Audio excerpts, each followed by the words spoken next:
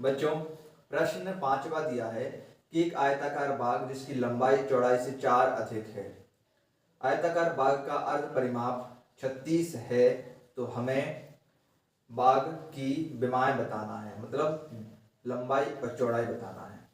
ठीक है बच्चों, प्रश्न को देखते हैं हम। यहाँ पर इस तरह से एक आयताकार बाग बना हुआ है।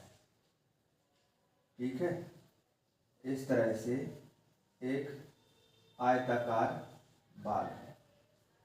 ठीक है, जिसकी लंबाई चौड़ाई से 4 अधिक है। ना तो हमें लंबाई के बारे में पता है, ना ही चौड़ाई के बारे में पता है। तो हम बच्चों लंबाई को मान लेते हैं x। क्या मान लेते हैं? x। चौड़ाई मान लेते हैं हम y। ठीक है, अब जो भी लंबाई है वो चौड़ाई से 4 अधिक है। ठीक है जी।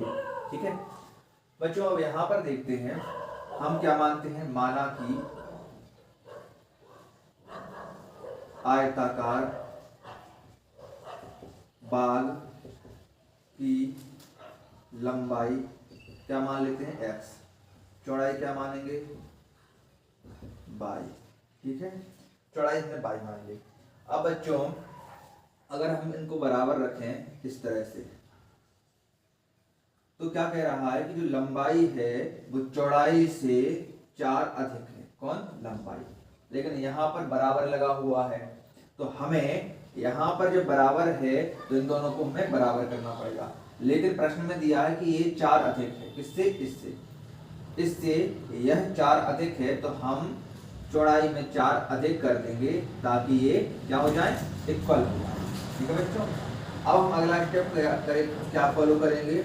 x माइनस वाई को इस साइड ले आएंगे और इक्वल 4। ये समीकरण नंबर 1 बन जाएगा। ठीक है, अब प्रश्न में क्या कह रहा है? प्रश्न में बोल रहे हैं कि आयताकार बाग का अर्ध परिमाप 36 है। बच्चों आप सभी जानते होंगे कि आयत का परिमाप क्या होता है? आयत का परिमाप फॉर्मूला क्या है? 2 गुणा लंबाई प्लस चौड़ाई होता है। ठीक है बच्चों, 2 गुणा लंबाई प्लस चौड़ाई होता है। ठीक है, 2 गुणा लंबाई कितनी है अपनी? लंबाई है अपनी x, है ना।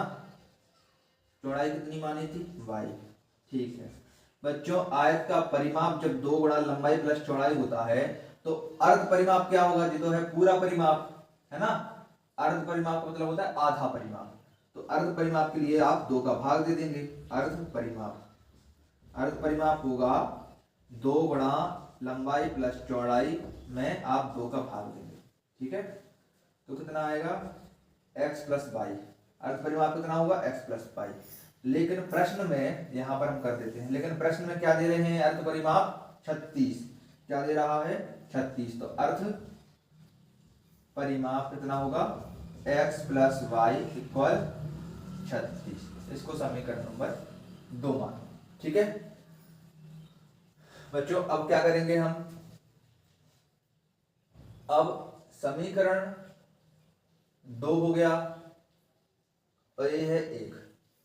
अब इसमें से हम x और y के मान निकालेंगे। ठीक है, किसी भी तरह से निकाल सकते हो, या तो आप विलोपन विधि से हल कर सकते हो। विलोपन विधि अगर नहीं आती है, कुछ नहीं करना है। समीकरण नंबर 1 इसको ना मान करके आप इसको मान लीजिए। इसमें से क्या है? आप x का मान रख दोगे y प्लस 4, तो आपको y का मान निकल आएगा। ठीक है, तो समीकरण 2 में 1 से x का मान रखने पर, ठीक है, 2 से x का मान रख दीजिए आप। तो x की जगह पर क्या रखना है? y plus 4। यहाँ पर लिखेंगे हम y plus 4 plus y equal 36। y और y कितना हो गया? 2y। ठीक है, 36 प्लस का 4 है, उस साइड जाएगा तो माइनस का हो जाएगा। तो यहाँ पर कितने बचेंगे? 36 में से 4 गए 32, है ना। तो y की वैल्यू कितनी आएगी बच्चों? y बराबर आ जाएगा 16, है ना। अब y बराबर 16 आया है। अब y का मान हम इसमें रख देंगे। ठीक है, समीकरण 1 में y का मान समीकरण 1 में रखने पर y का मान समीकरण 1 में रखेंगे हम, तो हमें x का मान मिल जाएगा। यहाँ पर रखेंगे x बराबर, y का मान कितना आया है बच्चों 16, 16 प्लस 4, तो x की वैल्यू कितनी आएगी 20।